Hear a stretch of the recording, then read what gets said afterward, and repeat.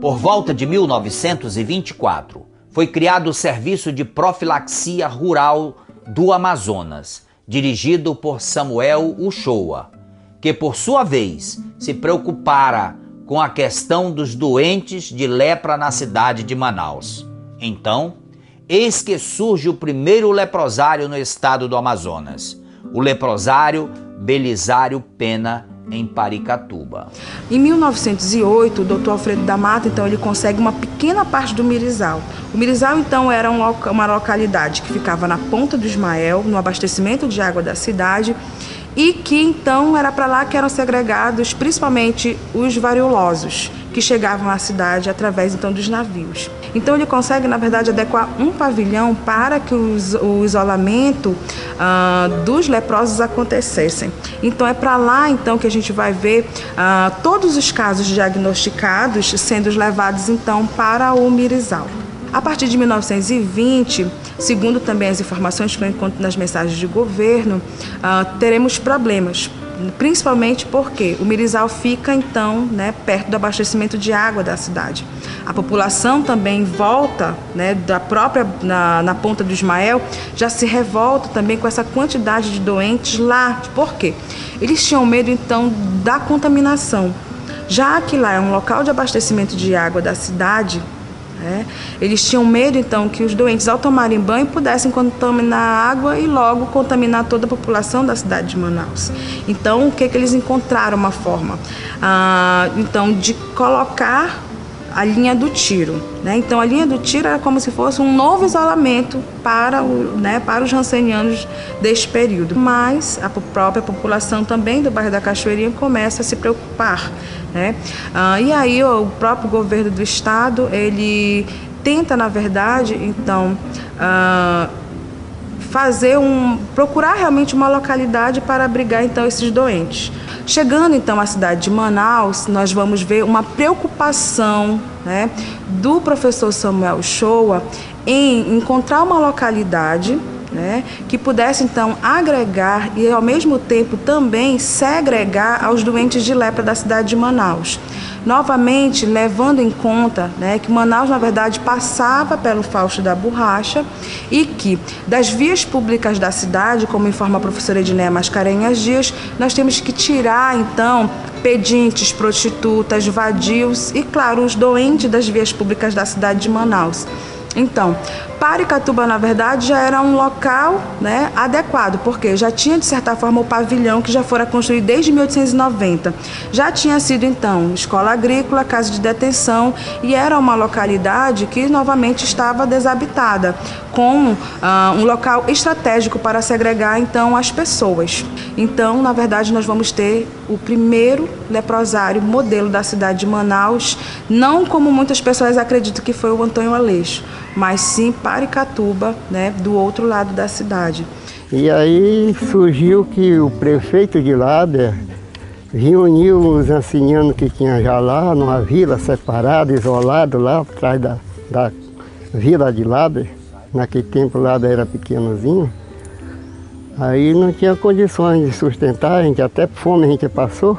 Passei 9 meses morando lá na casa de uma senhora.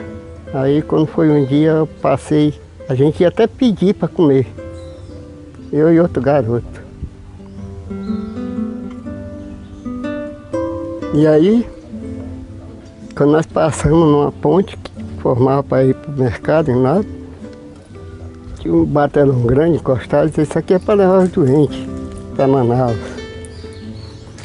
Aí quando foi isso, já foi umas 10 horas do dia, quando foi 1h da tarde, a polícia chegou lá pegando, que pega na marra, de surpresa. Aí botaram nós no barco, aí entregaram na responsabilidade, o prefeito entregou na responsabilidade do cara que vinha baixando para Manaus, uma varenga de madeira para roça, e nós viemos até para Manaus. Amanheceu do dia, amanhecemos em Manaus. No correr de uns dias, passamos 13 dias de baixada, o motor escolhendo bom, nós ficamos na praia, na costa de uma praia, o rio cheio, até fome nós passamos. Chegamos em Manaus, o médico desceu às 9 horas, fez exame, Nós éramos 22 pessoas, inclusive tinha 3 sadios. Uma mulher com 2 crianças. O marido era doente e lá mesmo já fizeram a separação. Aí enviou nós aqui para cá, para Paracatuba. Nós só sabíamos que tinha Aleixo, Colônia do Aleixo. Não sabia se tinha Paracatuba. Aí fizeram a escolha lá, perguntaram qual era melhor, se nós queríamos ir para cá ou para o Aleixo. Aí disseram que era Paracatuba, nós viemos para cá. Vim de uma família de 8 irmãos, 7 mulheres, só um homem. A separação do meu filho, eu cheguei aí em Manaus, um dia bem cedinho, foi um senhor lá que teve compaixão de mim quando apareceu a doença em mim, que aí o pessoal começaram a se afastar. Aí ele, pela misericórdia, ele foi e arranjou o transporte para mim vir para cá, com meu filho, né? Eu já vinha experiente que quando eu chegasse para cá, eu tirar meus filhos, eu colocar no orfanato e eu vinha me internar. Mas o que me disseram é, a senhora vai se tratar, vai ficar boa, aí a senhora vai voltar a requerer os seus filhos para o seu poder de novo. Mas não foi o que aconteceu. Aí disseram, e se aparecer a doença nele, assim como nós tiramos da senhora, nós levamos para a senhora onde a senhora estiver. E não foi o que aconteceu. Quando apareceu a doença, levaram ele lá para a colônia Antônio Aleixo, onde eu morava para cá. Eu desci muito novinho, eu tinha 18 anos, eu trabalhava no Exército. Eu cheguei aqui em 77. Eu vim de Porto Velho, aí eu vim morar aqui em Paracatuba. Não, na verdade eu não vim morar, eu vim passar uma semana ainda. Aí gostei daqui, aí estou cansada tudinho aqui. Mas eu fiz o tratamento aqui também na Diancendina. Mas eu fiz tratamento 5 anos, aí parei 3 anos, aí quando a Diancendina voltou de novo, que a doutora que veio aqui deu que eu estava negativado. Aí quando passei 3 anos, aí voltou de novo a Diancendina. Aí eu voltei no Alfredo da Mata, aí fiz tratamento mais de 2 anos. Aí eu foi negativado. Aí eu cheguei em Paracatuba, que era muita dificuldade aqui. Tinha a divisão dos solteiros, pessoal solteiro, crianças, tinha refeitório, tinha escola, tinha tudo dentro. Tinha o posto ali, tinha a farmáciazinha aqui. Aí fizeram vistoria na gente, tudinho, eu fui morar com uma turma aí de umas 60 pessoas, mais ou menos 40, chegou até 60 pessoas.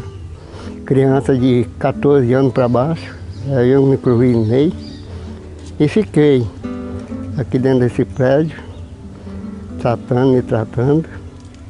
E quando eu fiquei maior, me tiraram, eu fiquei assim, minha irmã casou-se, que veio eu e minha irmã para cá.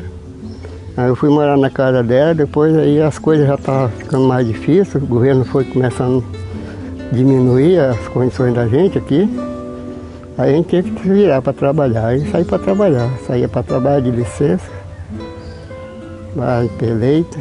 A possibilidade que o hospital oferecia, que sempre tinha um curativo, material, assim, quando a pessoa tem enfermidade, né? Tinha o remédio para a gente tomar, não faltava o remédio.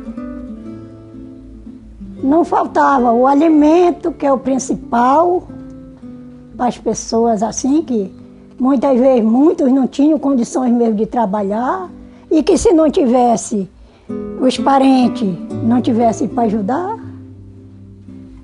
se não fosse ao hospital, morreu a amiga. É isso. Muitas vezes abandonados pela família, os doentes de lepra da vila de Paracatuba não desistem de viver.